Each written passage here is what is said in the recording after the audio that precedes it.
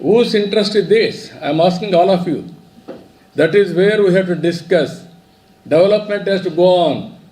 You cannot derail with political policies and public policies for cheap popularity.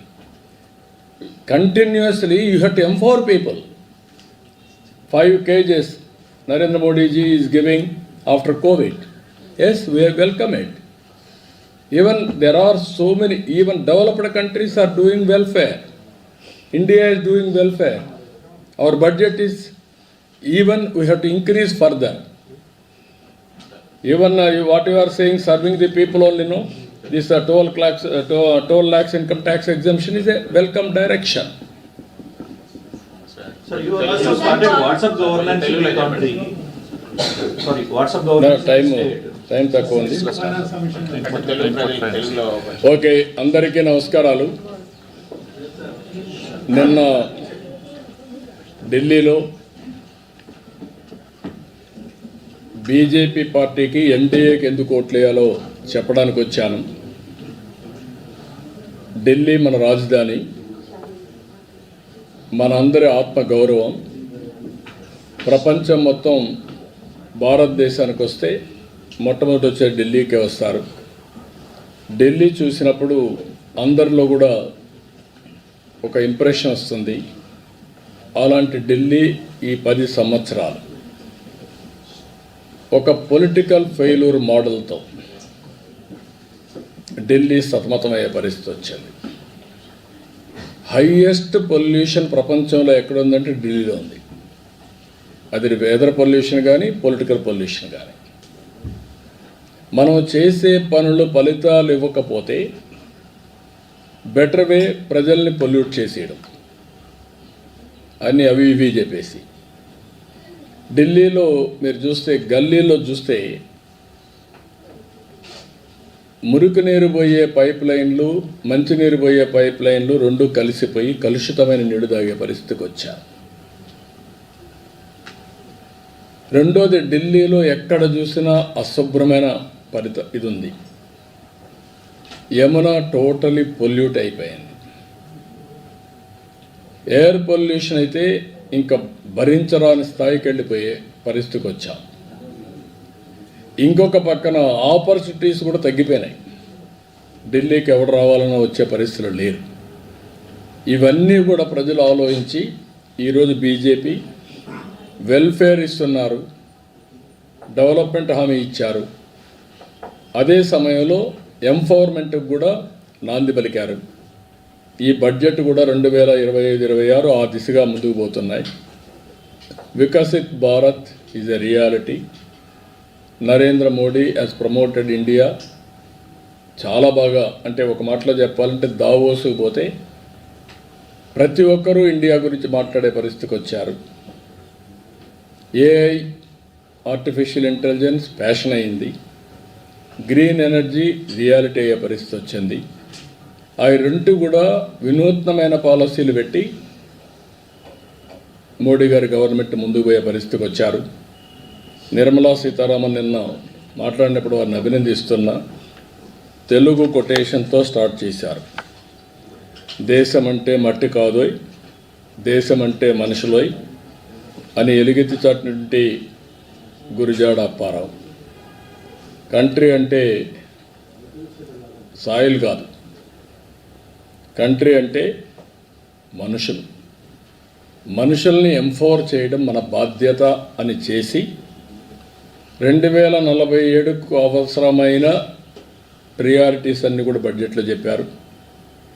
మన రాష్ట్రానికి వస్తే 7 నెలల నుంచి చాలా వరకు పనులన్నీ పెండింగ్ ఉన్న ఇష్యూస్ అన్నీ అయినాయి.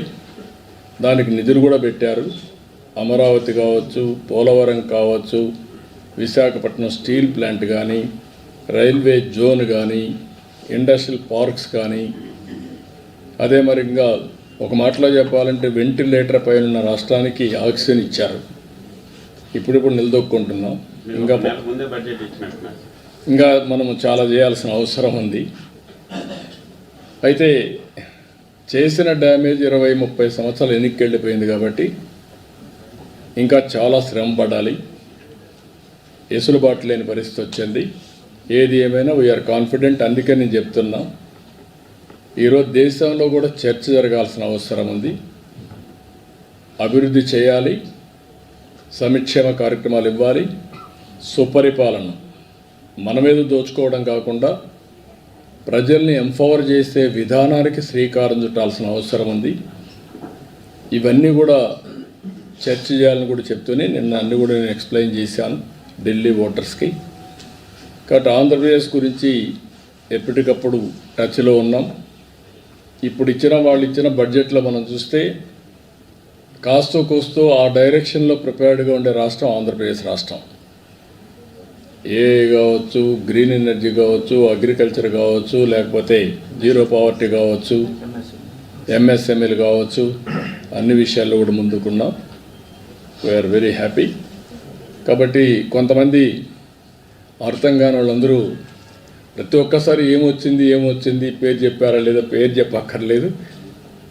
మనకు శక్తి ఉంటే, మన పరిపాలన బాగుంటే, కేంద్ర ప్రభుత్వం ఇచ్చే చేయూతను అందుకుంటే కంట్రీలో నెంబర్ 1 స్టేట్గా చేసుకునే అవకాశాలు ఉన్నాయి. ఆ డైరెక్షన్గా ముందుకు పోతున్నాం. అందుకే మొన్న కూడా మీరు చూస్తే 12.94% గ్రోత్ రేట్ వచ్చింది ఈ ఇయర్. నెక్స్ట్ ఇయర్ నుంచి 15% రావాలని ఒక ఎయిమ్ పెట్టుకున్నాం. దానికి ఇవన్నీ దోహదం చేస్తాయని ఆశిస్తున్నా. ఆ డైరెక్షన్లో పనిచేస్తాం. అన్నీ ప్రజెంట్ చేస్తున్నాం. ఇప్పుడే మనం చెప్పలేము, ప్రజెంట్ చేస్తున్నాం. It will take some time to come back. ఏం చేయాలో మనం అన్నీ కూడా మొత్తం డిస్ట్రాయ్ అయిన రాష్ట్రానికి చేయూతనేమని అడుగుతాం. No, Finance Commission is a regular feature. We have to explain to them all our condition. Basing on guidelines, we are going to give a award. Andhra Pradesh is having a problem of structural changes inherited by bifurcation, and also Andhra Pradesh was destroyed by previous government political. As I rightly mentioned, one is structural, that is environmental, that is the inherent future. That also man-made, politicians made. Second one is this previous government, another political menace. Both are destroying the economy of Andhra Pradesh. We want to rebuild. Just like other states, we don't want to leave it. We want to rebuild. We wanted to contribute for the nation building. So you will explain this situation to the finance. Everything I will explain. Sir, the center is looking for a leaner GST, simpler and a leaner GST. That's what FM suggested in her budget. That is what we have to do. Simple, understandable. Everybody should fulfill the GST obligations. Very simple way we have to do. Thank you, sir. Thank you. Sir, is it not illegal to put Muslims? Like, what's your opinion? Like yeah. पूरा फंसा पड़ा है. जल्दी. बाहर.